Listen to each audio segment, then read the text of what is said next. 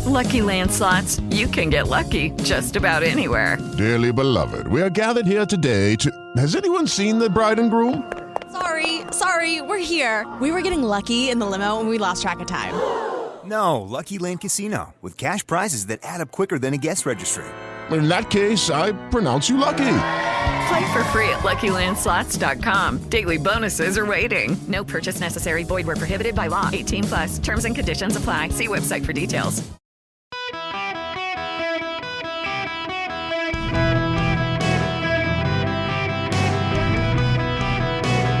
Welcome to the Eric Erickson Show Podcast, Hour 2. Hello, America. Welcome. It is Eric Erickson here nationwide. The phone number, 877-973-7425. Should you wish to be on the program, you can text Eric to 33777. Find all the links for the show, the podcast, the live stream, the daily email, you name it. Right now, I got a great guest joining me, the fantastic senator from the wonderful state of Kentucky, which, you know, I've still never been to. I got to go on the Bourbon Trail. Senator Rand Paul joining me. How are you?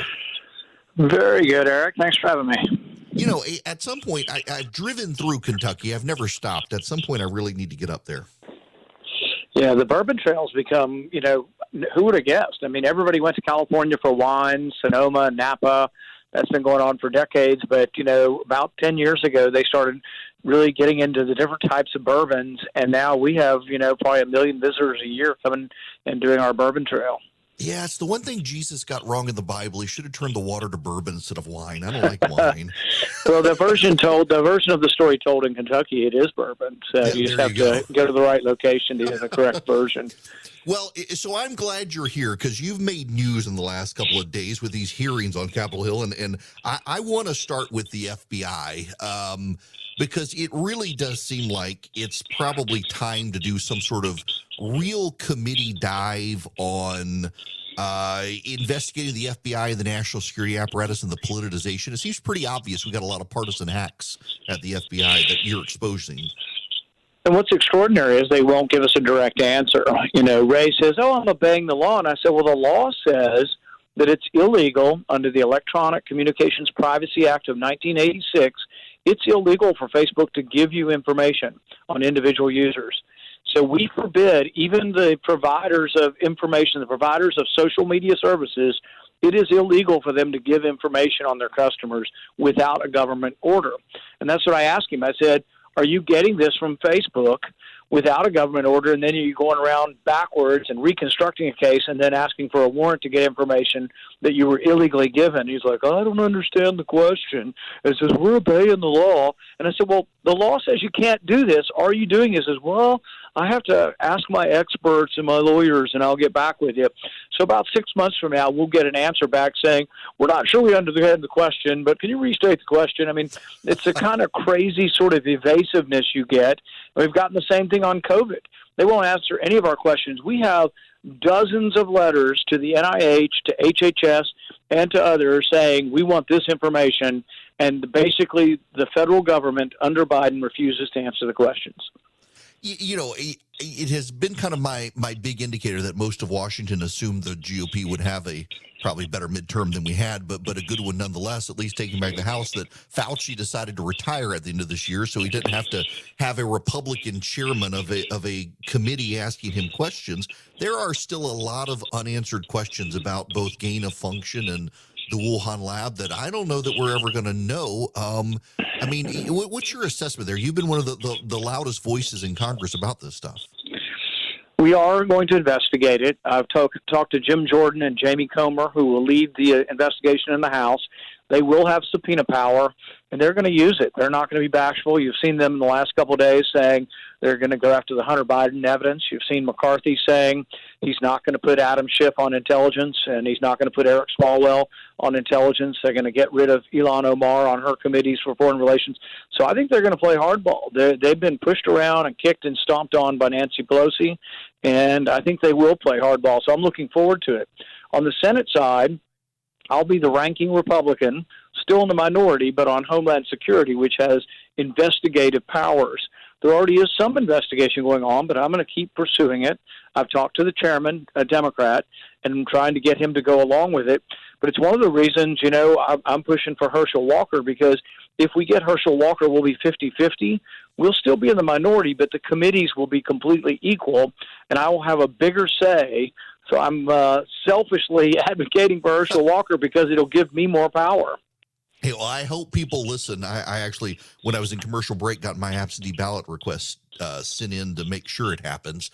It's nice to see all the Republicans, state and federal, turning out for him in Georgia, but my goodness, it's going to be a tough fight. And, I mean, when we move forward, you're looking at this lame duck session, or is there going to be any sort of continuing resolution or any big financial bills you think come out at the very end of this Congress before we come into the next one?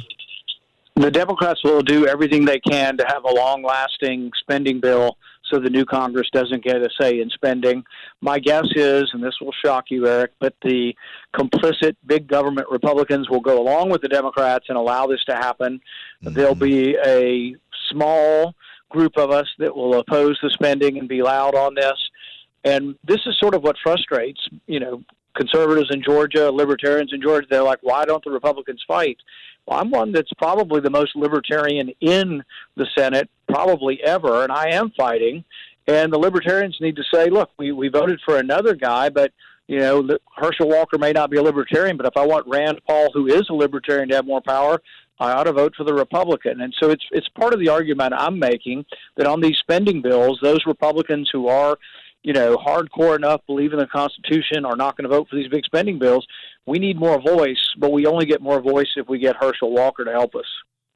That's well said. I sure hope they're listening. It sure does make a big difference. Let me ask you real quick. I just saw Mike Lee's office has put out a letter asking that none of the Senate Republicans give any more cloture votes on the marriage legislation. Your name is on his letter to ensure really explicit religious liberty protection within this legislation. I guess I shouldn't be surprised that they didn't put it in there, but I'm kind of surprised Republicans would go further without any sort of protections. Well, there is always a danger that, it used to be we just want sort of tolerance, we want acceptance. No, now we want the same thing everybody has, and now we're going to want, no, your church can't have a different belief because we want them all to believe what we believe. And really, liberty's not that way. Liberty should allow us, look, I have no problem with people having contracts, civil unions, gay marriage, what have you. I don't think the federal government ought to be involved with it. And I also think that if you disagree with that, and if you have profound disagreements and you want to have those beliefs, nobody should be in your church. Nobody should be in your school telling you can't believe otherwise. And it is a slippery slope. Every little bit they get, they want the next thing, So it's like, it's not acceptance of transgenderism. It's now acceptance that we're going to teach it to your children at age 4, 5, and 6. We're going to show them picture books on how to have surgery in school. And we're going to have drag queens dancing in the elementary schools. They keep pushing. There is no end to where these people will go. So, yes, we need to make sure that churches and people of religious faith are protected from the ever-evolving wishes and demands of people who want their way of life to be pushed on everyone else. Do you ever get frustrated? I mean, I assume so. When you've got Republicans who claim there's forced small government or limited government, and then they allow stuff like this to get through when they could fight, they never seem to be willing to fight. I imagine it, not just you, Ted Cruz, Mike Lee, and the like. It's got to be sometimes frustrating. For me, it really is. You talk about. If you look at the Democrat Party and the Democrat caucus in Washington, not one of them cares about the deficit. They're honest and they're explicit, and we don't imagine that they do care. They really don't care. Unless it's a tax bill they're going to oppose, they never talk about the deficit. On the Republican side, almost all the Republicans profess to care about the deficit when they go home, when they're at the Lions Club or at the Rotary. They're talking about they're against big government and they were against Obama spending. And yet, about half of the Senate Republicans are what I would call big government Republicans. They've never voted against any spending bill, God forbid. They shrink away when there's any kind of discussion of using the power of the purse. And this is why people are so upset with Washington Republicans and people in Congress, is because they were told and we were taught that the power of the purse relies in Congress. But Republicans abdicate this every year. They put all the spending in one bill, a continuing resolution or an omnibus, and then the only people who have any power are the leadership. It's up or down, and we don't try to defund anything. So, I'm pushing them right now to defund the IRS agents, and the only way we could do that is we'll never be able to hold up an entire spending bill. We need to do all 12 different individual spending bills, and the one spending bill that funds the Department of Treasury and the IRS should have a provision saying we're not funding the $87,000, and then if Democrats won't pass that part of government, the IRS will shut down, and I'm guessing most of America could tolerate the IRS being closed for quite some time. I would like to think so. It is kind of alarming that it's been a while since Congress has actually done the budgeting process and passed through the various appropriations bills as opposed to just a continuing resolution. It just seems like just 40 years, just a short 40 years ago.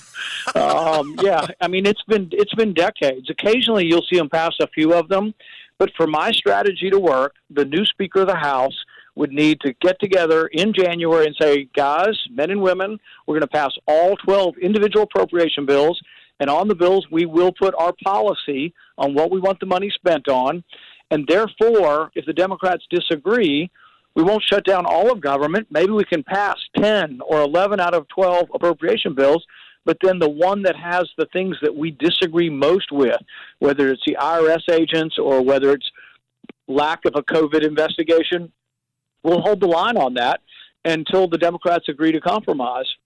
We never force that. It never happens because Republicans are scared of their shadow. They're afraid of a government shutdown. But the reason government shuts down is because all the spending's in one bill. If the spending were in 12 bills, as it's intended to be, we would have much more leverage. We would regain the power of the purse, and we would once again be able to do the things that the conservatives around the country elected us to do. We can dream. I do hope it happens because you're right. We run into these fights. They wait till the very end, brinksmanship on raising the debt limit or the continuing resolution, as opposed to doing real appropriations like Congress is supposed to do. It just makes the president way more powerful than he should be. Well, not only the president, it makes the leaders in both parties very powerful. So why does leadership raise hundreds of millions of dollars? It's because all the spending decisions are in one bill. And if you own a corporation or if you're in an industry and you need something special in that bill, you just talk to one person, one of the Republican or a Democrat leader. You get your provision put in the bill. And you don't go to anybody in the committee. There is no process. There is no pro and con debate. One person or two people in the Senate control all of the spending. Same happens in the House as well. So all the power has been centralized in a few members, and the rank and file have very little power because of this. And so the dirty little secret is that leadership in both parties loves having all the spending in one bill instead of having individual 12 appropriation bills. Well, hopefully we can break that system. Now, listen, before you get out of here, Thanksgiving's coming up. I hope you and your family have a great Thanksgiving. Enjoy some turkey. I guess one of them got pardoned at the White House today. We will. I'm in charge of the turkey at our house, and I have a special technique. Do you smoke or do you fry? Yeah. My special technique is I dissect under the skin, and I put all the herbs and spices under the skin of the turkey. I baste it frequently, and we do it in the oven over about 4 hours. That's not a bad idea. I have not stuffed under the skin before. I brine mine overnight with some herbs and stuff. But in any event, you guys have a great Thanksgiving. I'm glad I got to chat with you. And great point on libertarians in Georgia with Herschel Walker. I sure hope people are listening to that. Thanks, Eric. Thank you. All right, folks. Senator Rand Paul, those of you in Georgia, I mean, he makes the case. You've heard him say it, tied committees, 50-50 committees. If you're in Georgia and you want the Republicans to have as much maximal power in the Senate as they can have, it's important to get Herschel Walker into the Senate so that the committees are tied, equal number of Republicans and Democrats. The Democrats will get the chairman because Kamala Harris is the tie-breaking vote, but you'll have the same number of Republicans and Democrats on the committees if Herschel Walker gets across the finish line. That should be mobilization for every Republican and Libertarian in the state of Georgia. You want to help Rand Paul restrain the budget. He will be the ranking committee member and have more power if the Republicans have 50-50 Senate. All right, 877-973-7425. We'll be back. I'm several years in on my Boll & Branch sheets, and they keep getting softer. Every time you wash them, they get softer. They hold up after multiple washes over multiple years. They even have those deep-fitting sheets for the fitted sheets for the big mattresses like I've got, they're great. And for the holidays, consider them as a great gift for yourself or someone else. They're made with the finest 100% organic cotton threads on earth. They have a great weight for them. They're cool in the summer. They're warm in the fall. They've just, in the cold weather season, they just have a good drape on your body. They just give you something better than your standard sheet that you're going to get. They're great. I enjoy them. I love that they keep getting softer. Every time I wash them and put them back on the bed, they're a better surprise. Their signature sheets come wrapped and ready in a beautiful holiday gift box. They're going to look great. They're going to be unboxed. You're going to make somebody happy. This Black Friday, give the gift of a better night's sleep with Boll and Branch. Get 25% off your first set of sheets and free shipping when you use promo code ERICK, E-R-I-C-K, at bollandbranch.com. That's Boll and Branch, B-O-L-L-A-N-D, branch.com. The promo code is ERICK, E-R-I-C-K. The offer ends November 27th. Hello, welcome back. It is Eric Erickson here. The phone number, 877-973-7425. Bob Chapek was the CEO of Disney. Somewhat humorously and ironically, 4 months ago, Disney extended his deal as CEO, and then over the weekend, really yesterday, they canned him. And they're bringing back Bob Iger, the last CEO of Disney, who everybody loved. Chapek was a very business-oriented, technocratic guy.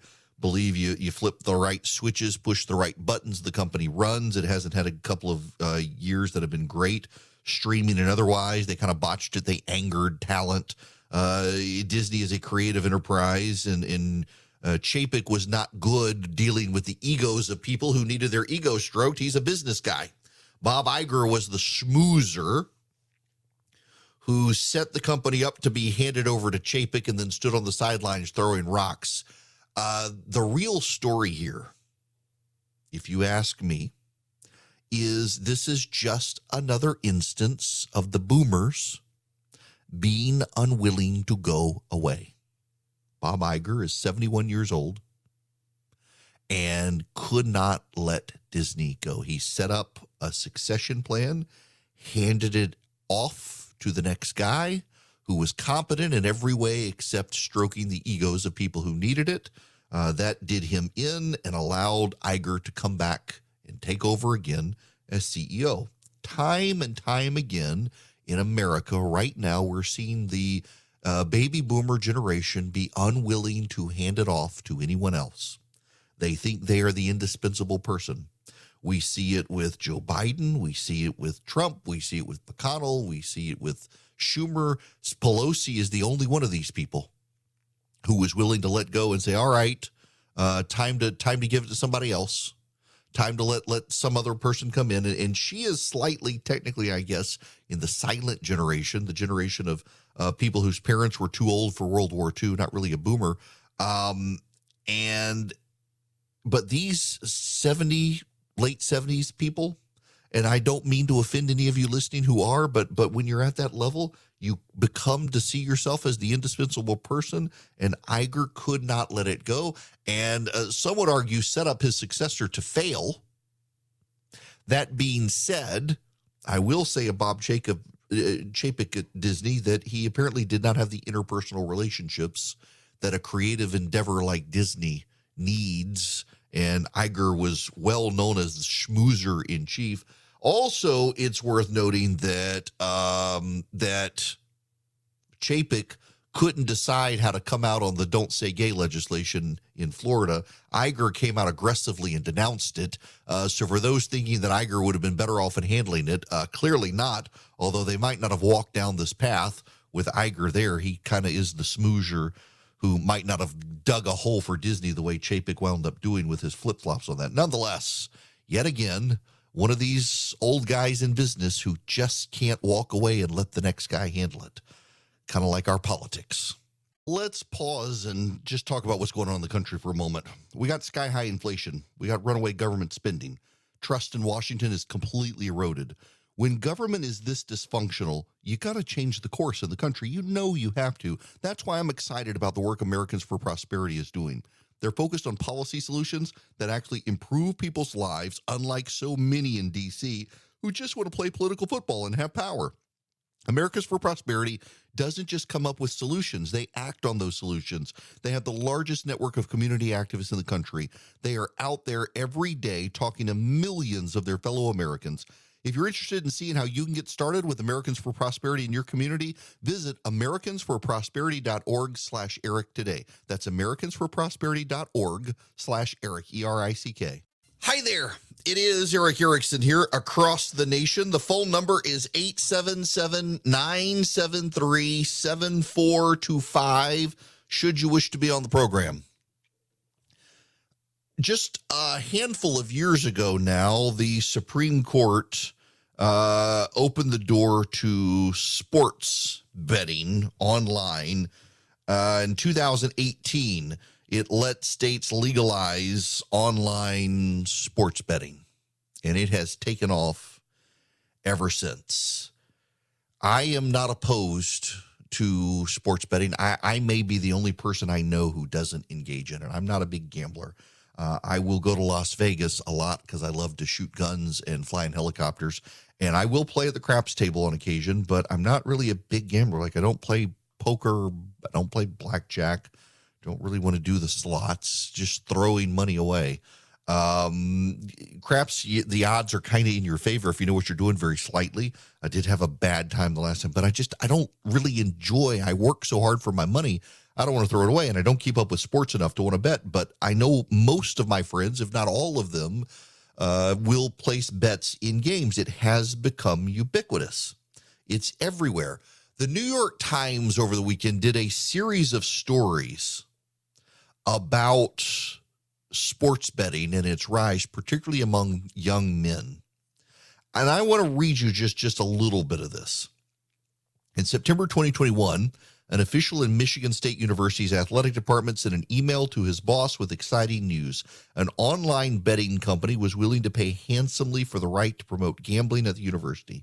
Alan, if we are willing to take an aggressive position, we have a $1 million a year deal on the table with Caesars. Paul Shazier wrote to Alan Howler, the university's athletic director. The offer from Caesars Sportsbook turned out to be even bigger than that, according to emails. In the end, the company proposed a deal worth $8.4 million over 5 years. It was, a member of the negotiating team said in another email, the largest sports book deal in college athletics. Other schools, too, have struck deals to bring betting to campus. After LSU signed a similar deal in 2021 with Caesars, the university sent an email encouraging recipients, including students who were under the age of 21 and couldn't legally gamble, to place your first bet and earn your first bonus. When the University of Colorado Boulder in 2020 accepted $1.6 million to promote sports gambling on campus, a betting company sweetened the deal by offering the school an extra $30 every time someone downloaded the app and used a promotional code to place a bet. All three deals were part of a far-reaching but secretive campaign by the nascent online sports gambling industry. Ever since the Supreme Court's decision in 2018 to let states legalize such betting, gambling companies have been racing to convert traditional casino customers, fantasy sports aficionados, and players of online games into a new generation of digital gamblers.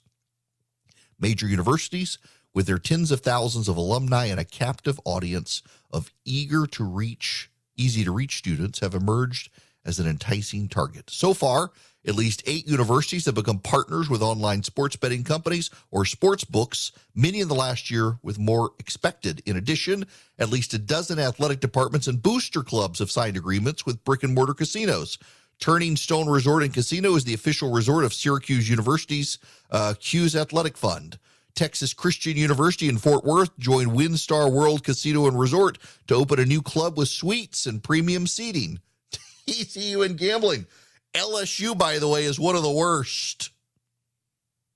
LSU is probably the biggest promoter to underage students of gambling and encouraging them to gamble.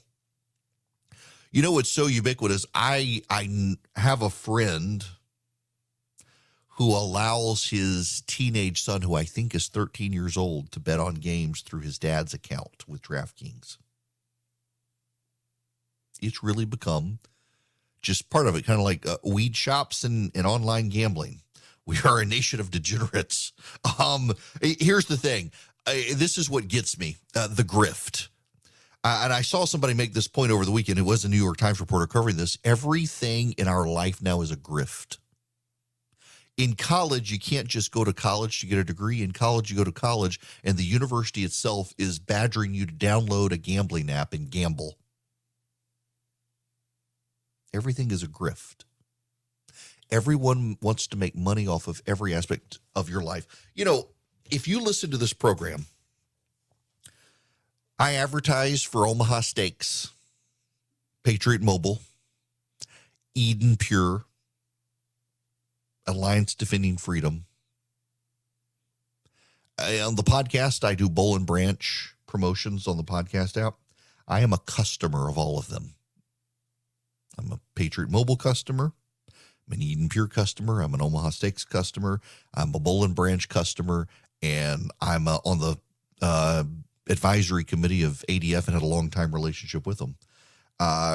Random companies, I realize I'm leaving money on the table, but I don't want to just take all of the money from people. The amount of survival food companies that want to advertise on here, and I tell them, no, I'm leaving money on the table. I realize I'm leaving money on the table, but I kind of believe that when I do business with someone and am a customer, I can more reliably and honestly tell you your time is precious and I should be directing you to the right people. So, for example, on my flagship station, I do a deal with a company called Owen Security.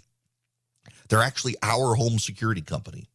And the reason that I went with Owen Security is because they have this very cool virtual security guard. So we have cameras now. They came in and they put cameras around our house.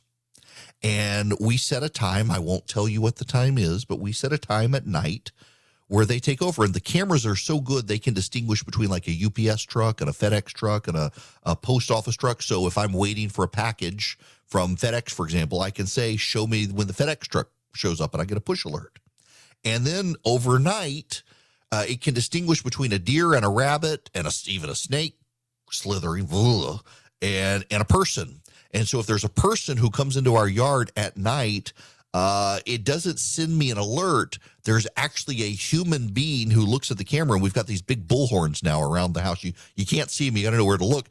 But the person can say, hey, we see you in the yard. This isn't automated. Here's what you're wearing. The police have been called. And 9 out of 10 times in the places that have them, the people run off. So I don't need a home security guard. I literally have a virtual security guard now monitoring these cameras around the house. The algorithm is perfect. And I was so impressed with Owen Security doing this. They were telling me stories about a car dealership that was having cars stolen every month. They had a security guard, but the security guard could fall asleep at night. Now they got Owen Security cameras everywhere. And they've got someone on the bullhorn saying, hey, we see you trying to steal this car. The police have been called. And they're not trying to call me to see if it's a false alarm. It speeds the situation up. And I'm like, yes, I would like to advertise for Owen Security on WSB because I use them. I love them. My family, we've had security situations at our house, and now we kind of sleep well at night, knowing that they're monitoring our home all night long and can weed out false alarms from actual people. So I want to be able to do this. But all of life now, like, I guess I'm leaving money on the table compared to now you've got universities are trying to sell people gambling ads, kids gambling ads. I'm sorry, but it can become addictive and people can lose money. It's like crypto and FTX and trying to lure you in with celebrities telling you, do you really believe that Matt Damon was trading Bitcoin on crypto.com or whatever the heck it was? People are just getting paid to sell you whatever. I would prefer to not make the money and not sell you the garbage than push you and hustle you, because everything is an ad campaign these days. Everyone's trying to upsell you. Everyone wants you. You can't leave the Best Buy without them trying to get you the extended warranty on the TV that you're not going to need. Can't you just be left alone these days? And now it's even worse. I was reading the other day, there are some car manufacturers now that you can't just buy the car and drive it off the lot. BMW is apparently doing this. It's a subscription service. If you want to have certain items work in your car, you have to subscribe. Not only that, some cars now push you advertisements on the on-screen panel. Everybody wants your attention, and they're monetizing your life. They will not leave you alone. With colleges in on the game now, I think we've got to rethink some things.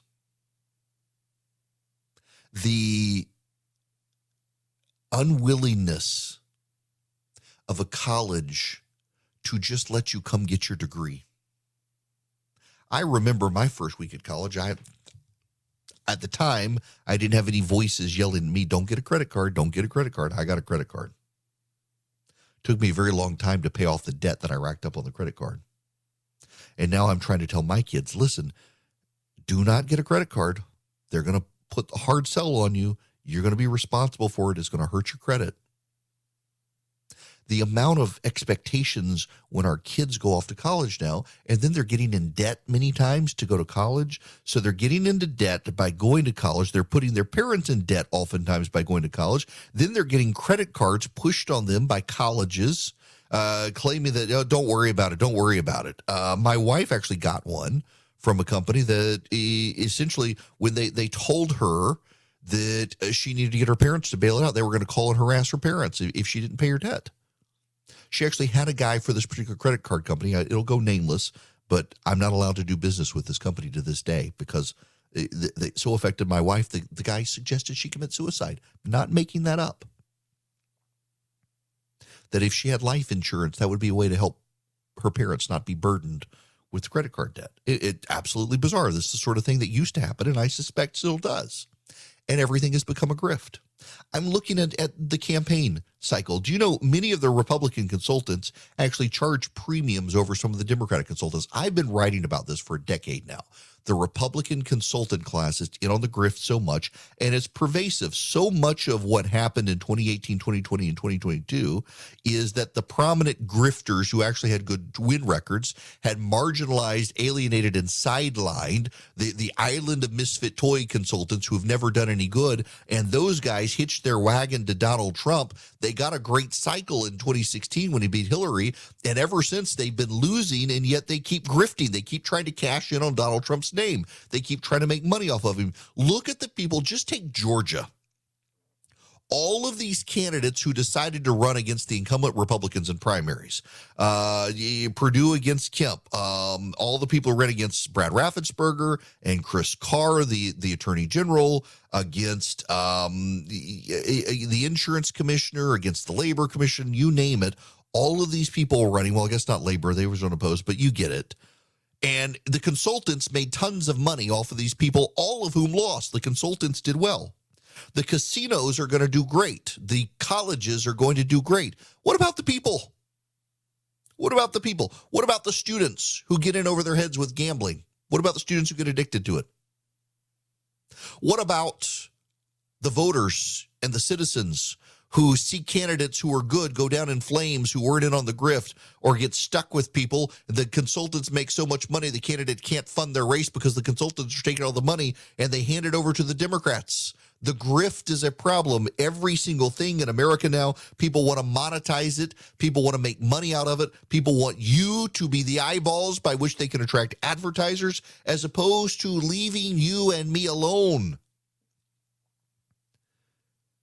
Too much of our society has become a grift, and college is becoming the biggest grift with a captive audience. And instead of doing a student loan bailout, perhaps we need to force these colleges to either spend their endowments or tax their endowments and make up some of the money that they're getting from their grift to students. This isn't going to end well. As I said, I don't like to advertise for anyone on this program unless I'm actually a customer, and I actually am a customer of Eden Pure. And as I've told you, I travel with the Eden Pure Thunderstorm because it really does work. I don't use it as an air purifier, and I want to be clear with you. I know you can use it as an air purifier. It has electrostatic plates, that it has a fan. It pulls the air in the room towards the electrostatic plates. Viruses, bacteria, pollen, mold, dust, it gets trapped on the electrostatic plates and you just wipe it out. You don't have to get a filter subscription. I actually use it as an odor eliminator. It wipes out odors. So if I've been in a rental car and someone has smoked in the rental car before I've used it, or I'm in a hotel room and it's a musty odor or someone smoked there, litter box odors, pet odors, cooking odors, frying odors, you name it, the electrostatic, the Eden Pure Thunderstorm wipes them out. That's how I use it. And you get 3 of them for less than $200 at EdenPureDeals.com. EdenPureDeals.com. The discount code is ERIC3, ERICK3. So you get 3 of them for less than $200. Now, I use this thing. I keep it in my suitcase. If I'm in a hotel room and the hotel room is musty, the air's stagnant, someone's been smoking in it, fire it up, run it for a little while. It wipes out those odors. If you've been in a car, like, I mean, just true story, I'll tell on myself. I was playing golf, got into my car, had a cigar in my mouth, didn't even think about it. And the cigar smoke got in the car. And I mean, I threw the cigar out. It was like, I got it. I was like, oh my gosh, totally forgot I have this thing. And my car stuck. My wife and kids complained. Fired up the Eden Pure Thunderstorm. It has a little USB port on the side. You can plug in a USB cable and then plug it into a USB outlet in your car and just let it run. It powered that way. Turn the car on, fired this thing up. It wiped out the odors. You'd never know there had been smoke in the car. It just works. You can get 3 of them for less than $200. You go to EdenPureDeals.com. The discount code is ERIC3, ERICK3, EdenPureDeals.com. This hour of the program is brought to you by First Liberty Building and Loan nationwide. They can help your business grow. Reach out to them, FirstLibertyGA.com. Buying a building, growing or expanding a franchise. See if they can help you. FirstLibertyGA.com. I got to tell you guys something, and I don't want to tell you, but I feel obligated to tell you because I'm getting emails from people asking. In 24 hours, you guys contributed $152,300 to help pay for Thanksgiving meals for those in need. And it's gone up since then. That was the 24-hour number, and it's gone up since then, and I don't know what the final total is. We raised $50,000 in 2 hours on radio on Thursday. Between the beginning of my show and the end of the second hour when David Huey was on, and $152,300, and it's gone up significantly since then. And I don't want to tell you this because it sounds like a lot of money, but that's not enough to meet the 35,000 family goal. If you're still willing to contribute, and let me explain what this is. Hungry for a Day is an Atlanta-based nonprofit that works all over the country, from coast to coast, and provides food pantries and food banks with food, and then provides families in need their Thanksgiving meals. So the turkey, the sweet potatoes, the trimmings, you name it, they provide a full meal for a family of 4. And I'm hoping that you can donate. So it used to be about $20, $25 cover the cost, but with inflation all over the last few years, it's basically $40 now will cover the cost of a family of 4. If you can do that, if you can do just $20, that's fine. Someone else will do 20 and we'll get it. Or if you can do 5, well, I mean, we get enough people, get 8 people together with $5. It works. Every penny helps. If you can, please text the word donate to 33777 and help Hungry for a Day. They help in every market that this show is in, wherever you are listening. Someone will be taken care of with your donation. I can't thank you enough for doing this. I'm floored we raised that much money in 24 hours, and we've still been raising money since. We're trying to feed 35,000 families, hoping we can feed more than that. It really depends on your generosity. One of you, I don't know who it is, one of you donated more than $1,000. And thank you very much. But all of us, we can be charitable if we can. Some can't. But if you can, please text donate to 33777 or just go to ERICK, ERICK, Thanksgiving.com. With the Lucky Land Slots, you can get lucky just about anywhere. This is your captain speaking. We've got clear runway and the weather's fine, but we're just going to circle up here a while and get lucky. No, nothing like that. It's just these cash prizes add up quick. So I suggest you sit back, keep your tray table upright, and start getting lucky. Play for free at LuckyLandSlots.com. Are you feeling lucky? No purchase necessary. Void where prohibited by law. 18+ terms and conditions apply. See website for details.